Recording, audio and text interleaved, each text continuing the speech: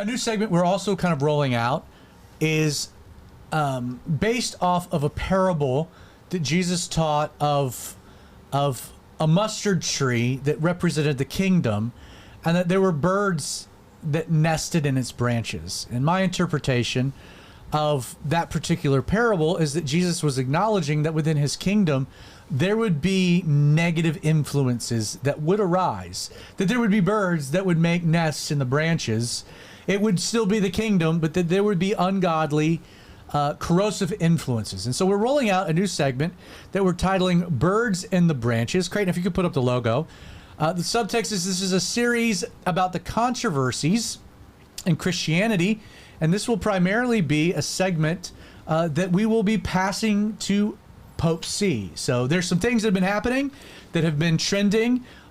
We are limited on time, so dive right into this particular topic. So this is one of those things that I don't have any personal interaction with. And you might not either, but I have seen it a lot on my X feed, and a lot of the people that I follow and respect have talked a lot about it. So if you haven't seen it, I wanted to give you a heads up that this is a thing that is probably going to become more of a thing over the next year or so. It's a thing called the Passion Translation, which I'm using. It's called TPT, the Passion Translation.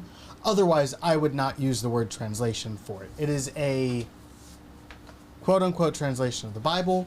It was created by a guy named Brian Simmons. He has been releasing it in parts since 2009. The New Testament was finished in 2011. He is projecting that the Old Testament will be finished in 2029. A website I found that did a review of it called olivetree.com described it as this, and I quote, "A groundbreaking attempt to reintroduce the passion and fire of the Bible to English readers. The Passion Translation is a new, heart-level translation that expresses God's fiery heart of love to this generation using Hebrew, Greek, and Aramaic manuscripts, merging the emotion and life-changing truth of God's Word." One of the biggest things to take away from that blurb is that it was originally meant by Brian Simmons, how he described it, as a translation of the Aramaic into English. Because he said that the Aramaic had, we'll get to it, secrets of God's love that he would then bring into the English version. What's interesting, if you don't know this, the New Testament, definitely not the Old Testament, but the New Testament for certain as well, was not written in Aramaic. It was written in Greek. Koine Greek, to be specific. And then has been translated into Aramaic, which is what he says that he is translating off of. But he makes the claim that it was actually written in Aramaic, translated into Greek, and then translated back into Aramaic, which he is now. It's a whole deal. So Brian Simmons makes this thing called the Passion Translation. It has been endorsed by some very big names in the greater Christian sphere. One person in particular. Bill Johnson of Bethel Church has not only endorsed it, but he actually wrote the foreword for a copy of the Passion Translation that is on the website at Bethel Church. That is the Bethel edition. He wrote the foreword for it. He's a big fan. As well as Lou Engle at The Call and Bobby Houston at Hillsong Church. Currently, what has been released is the New Testament, Psalms, Proverbs, and Song of Solomon, which Song of Solomon is such an interesting last one to me. Don't deviate. Yeah. So, the issues. We're going to start with Brian Simmons and the things that he has claimed about this translation. Number one, he claims that Jesus physically appeared to him, breathed on him, expanded his mind, and told him that he would give him secrets of the Hebrew language, secrets of the Bible, that would be for the last days awakening. That sounds very familiar. Doesn't it? He claimed that he saw an angel who Jesus told him the angel's name was Passion, which is where this translation gets its name. He claimed to have been taken spiritually to a heavenly library where Jesus showed him many books, including one that was titled John 22. and that was the final chapter of John, which Jesus would give to Brian to then reveal to the world prior to the events of Revelation. He has walked back some of these things because, of course, he has. But these are all things that he has claimed publicly, and there are video and audio recordings of him claiming these things. He also claimed in giving his credentials for how he could translate the Passion Translation, he claimed to have worked on the translation for the New Testament for a thing called the Payakuna translation, which is for a group of people in Panama. They speak a language called Payakuna. He claimed to have been both trained by the company that made the translation and instrumental in that translation's creation. However, Ethnos 360, the organization that created it, claims that not only was he not instrumental in its creation, he had no oversight in its creation and actually left Panama somewhere around 6 years prior to the translation being finished. The actual translation has a bunch of issues. For one, it is a solo translation. If you know anything about things like the NIV, the ESV, the New King James, these are translated by committees with scholarly backing, and they make a point to fill these committees with people who disagree on things, on secondary issues, so that there is no one person's personal theology being overrepresented in the translation. Gotcha. This does not have that. This is him doing it by himself. With no oversight or accountability. No oversight, no accountability, and nobody else inputting. So it is just him and his theology and Google creating his Translate. Bible. Worse. We're going to get there. So this is what is known as a sectarian translation. That is the term for this that scholars have given this translation and translations like it. Because Brian Simmons is a part of what is called the New Apostolic Reformation, which is a hypercharismatic movement that has more than a few faults. Again, Bill Johnson and Bethel Church are big parts of the New Apostolic Reformation. And Brian adds an insane amount to the text of the Bible in his translation to support the theology of the New Apostolic Reformation. Just real quick, these are just flyby numbers. There is more of this, and I'm going to get to that in a second. But the word realm in the ESV is used 0 time. Realm as in like an area or a region. In the Passion translations, it's used 143 times. 0 times in the ESV. Anointed is used 17 times in the ESV, 199 times in the Passion translation. Miracle is used 7 times in the ESV, 120 times in the Passion translation. Religious is used 2 times in the ESV and 140 times in the Passion translation. Psalm 18 in the NIV is approximately 859 words. In the Passion translation, that 859 words has expanded to 1,286 words. So it is 50% larger in the Passion translation than it is in the NIV. He has expanded the Bible. He has increased all kinds of things, and he has changed many of the actual meanings of passages. I don't have the time to get into all of that in this segment. Like I said, we're running out of time. Please, if you want more information on what all he changed, please check out Mike Winger and the Minor Prophets. They have done literally hours and hours of video talking about the Passion Translation and all of the things that he has changed. What is important? You started the episode out by saying that you should be very careful with who you allow to have authority over you, who you allow to teach to you. I think that is true for who your pastor is, and I think it's true for what Bible you read, because changing the Bible, retranslating the Bible is a mainstay for cults. Joseph Smith did it with his Joseph Smith translation. The Jehovah's Witnesses did it with their New World Translation.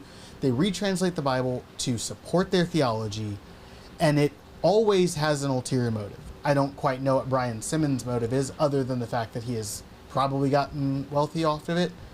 No one knows how much he actually has made off of the translation, but he's definitely gotten notoriety out of it. They almost always have an ulterior motive. they almost always use it to prop up their bad theology, which Brian Simmons definitely did. Now, I am not super like hardline about what Bible version you should use. I'm personally very partial to the New King James Version. It's what I was raised on. It's one of the books that my mom used to teach me how to read.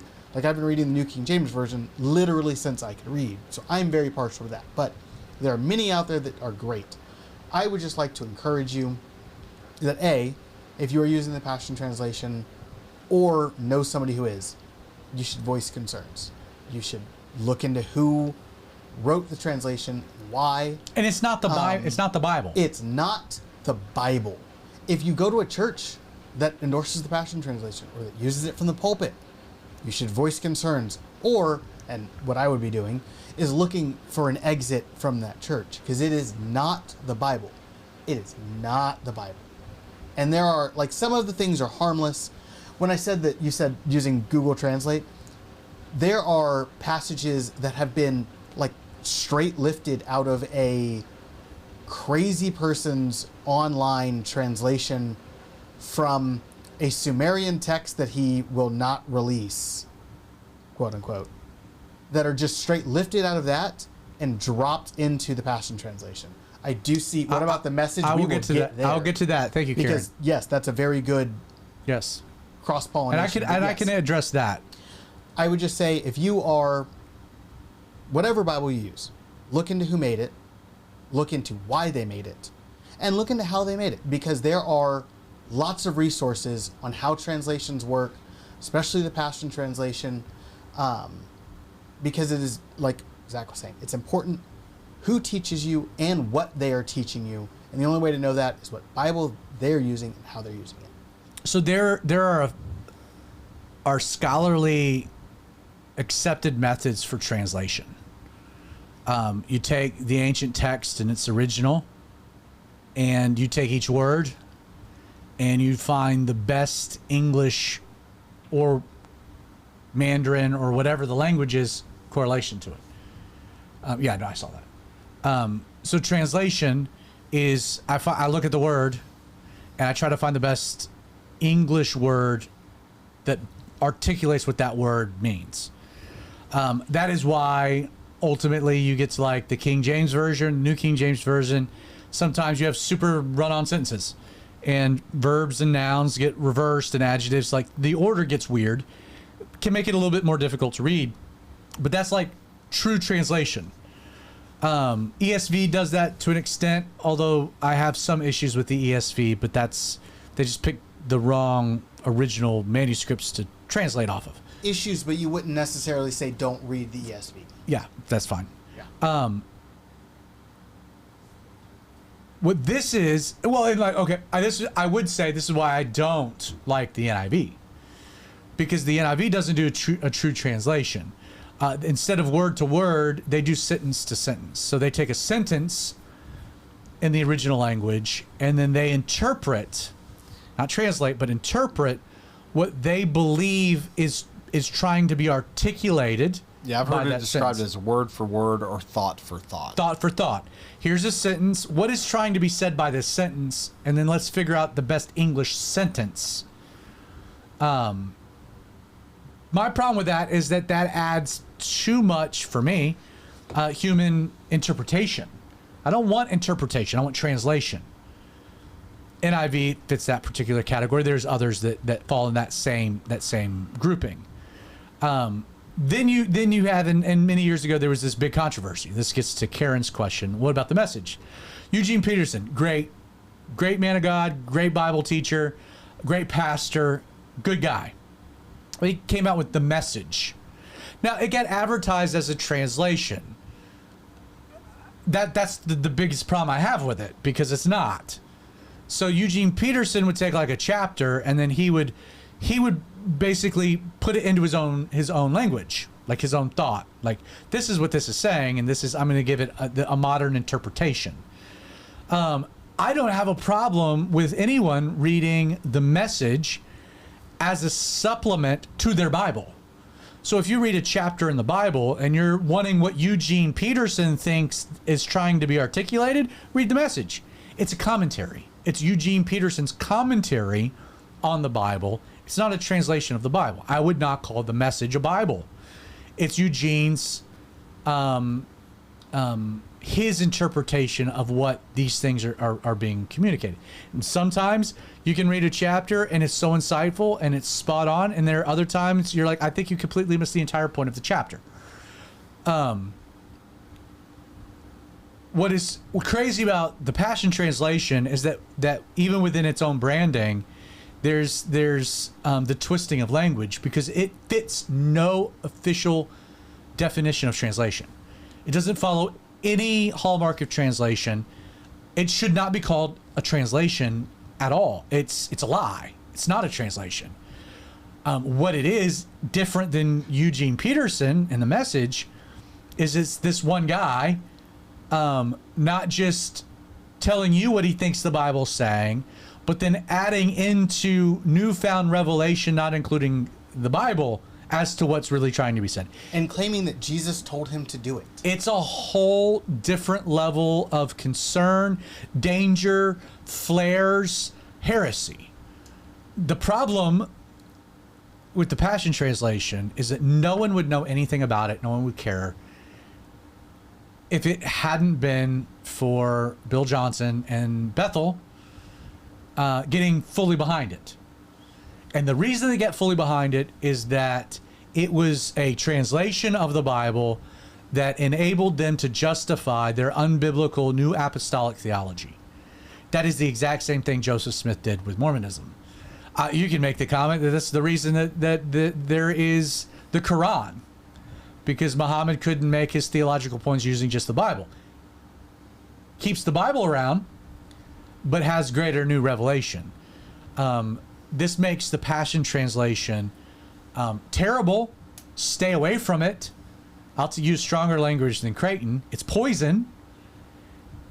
The reason that we're sounding the alarm that it's birds in the branches is because one of the greatest influencers of modern Christian evangelical culture, which is Bethel, has completely embraced it. And that is cause for concern, and cause for concern regarding Bethel and Hillsong and anyone even loosely associated with the New Apostolic Reformation movement. Creighton, finish it out. Yeah, I've got a couple of things. First, I think 2 months ago maybe, because this is kind of blown up on X, Bethel actually removed the Passion Translation from their online store. It is back. They removed it. It's back now. So if you're seeing things where they say, oh no, Bethel got rid of it. No, they didn't. They dropped it and then they put it back. I checked it this morning when I was getting ready for tonight. It is currently on their website. And then we have a comment from Frank that I think sums up my worst fears really well. I can't say that this is actually going to happen, but I think that he's spot on with the trajectory, which is, it's the same story. Third verse. Next we'll hear his version supersedes all previous, and he is an anointed prophet. All right. I mean, that's the game plan. Is you and you're like, yeah. I have this special revelation from Jesus. I'm a prophet. I'm going to marry other people's wives, because that's fourth verse. Right. Also, the Passion Translation is on YouVersion, and if you use YouVersion, you should send them something in their customer service that says, hey, you shouldn't have this on here, because they really shouldn't. Bible Gateway dropped it 4 years ago, beginning of 2022. It's 2026. So more than 4 years ago, Bible Gateway dropped it. YouVersion still has it. That's why you should download Blue Letter Bible. I've switched to Blue Letter Bible, which has a beautiful web app. If you have not used it, Blue Letter Bible app is fantastic. So, and I guess that concludes birds in the branches. Be careful. Within the church, there are evil influences. Well, we had a